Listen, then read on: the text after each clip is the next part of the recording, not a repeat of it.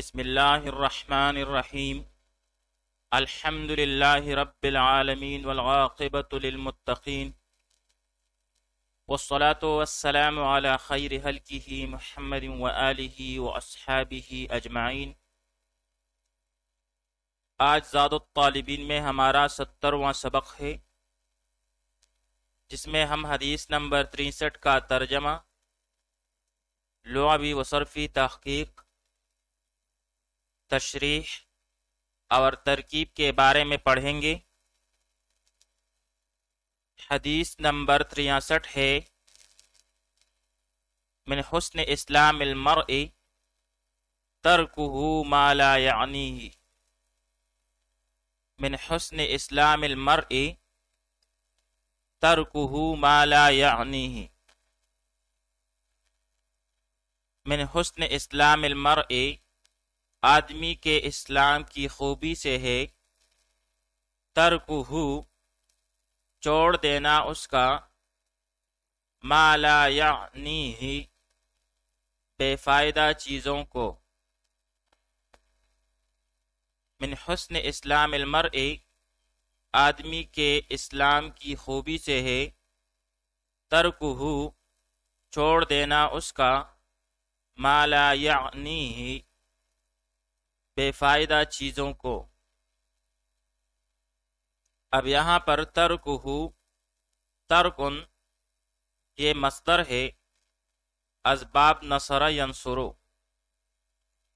ترک یترک ترکن، بمعنی چھوڑنا۔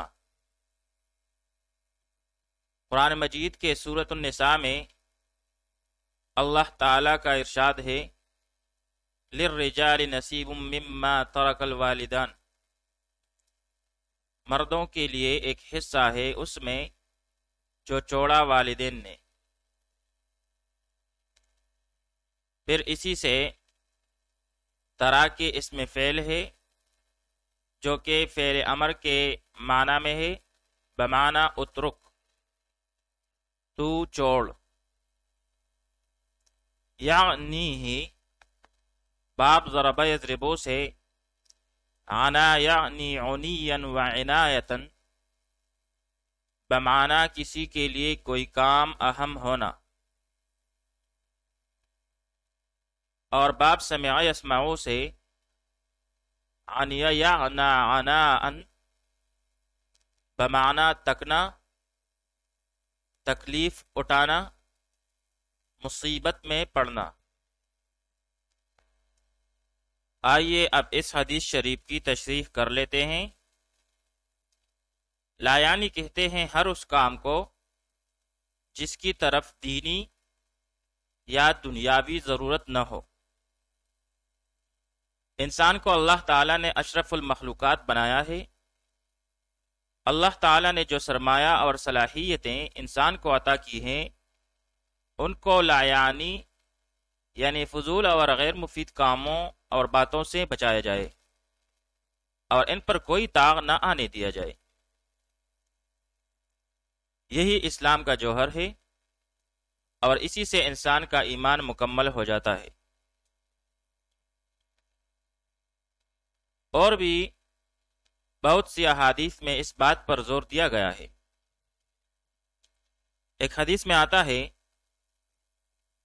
کہ آپ صلی اللہ علیہ وآلہ وسلم نے ابو ذر رضی اللہ تعالیٰ عنہ سے فرمایا کہ میں تجھے ایسا عمل نہ بتا دوں کہ بدن پر ہلکا اور میزان میں بھاری ہو۔ وہ یہ ہے، الصمت وحسن الخلق وترک ما لا یعنیک، یعنی سکوت، خوش خلقی اور غیر مفید چیز کا چھوڑنا۔ مشکات شریف کی ایک اور حدیث شریف میں آتا ہے کہ جب لوگوں نے حکیم لقمان سے سوال کیا کہ تم کو حکمت کی باتیں کیسے نصیب ہوئی، تو انہوں نے جواب میں ارشاد فرمایا، سچ بولنے اور امانت کو ادا کرنے اور لا یعنی سے اپنے کو بچانے سے۔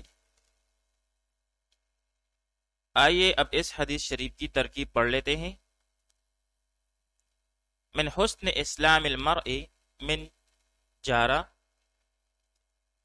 حسن مضاف، اسلامی مضاف الیہ پھر سے مضاف المرئی کی طرف، المرء مضاف الیہ، پھر مضاف اور مضاف الیہ مل کر یہ ما قبل حسن کے لیے مضاف الیہ ہوا،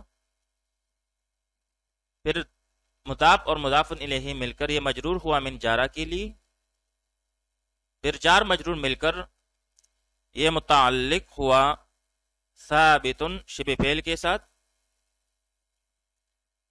پھر ثابت شبہ فعل اپنے ہوا ضمیر فاعل اور متعلق کے ساتھ مل کر شبہ جملہ ہو کر خبر مقدم ہوئی، پھر آگے جا کر ترک و مصدر مضاف ہے اور اس کی اضافت ہوئی ہے ہو ضمیر کی طرف جو کہ مضاف الیہ اور یہاں پر معنن فاعل ہے،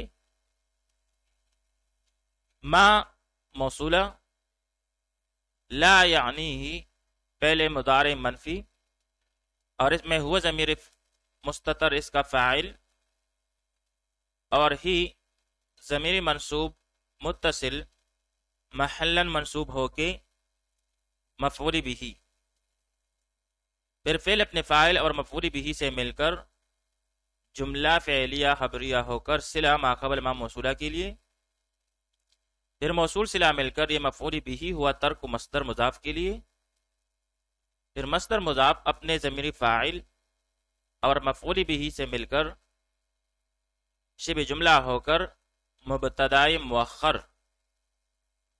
پھر مبتدا اپنی خبر سے مل کر جملہ اسمیہ خبریہ ہوا۔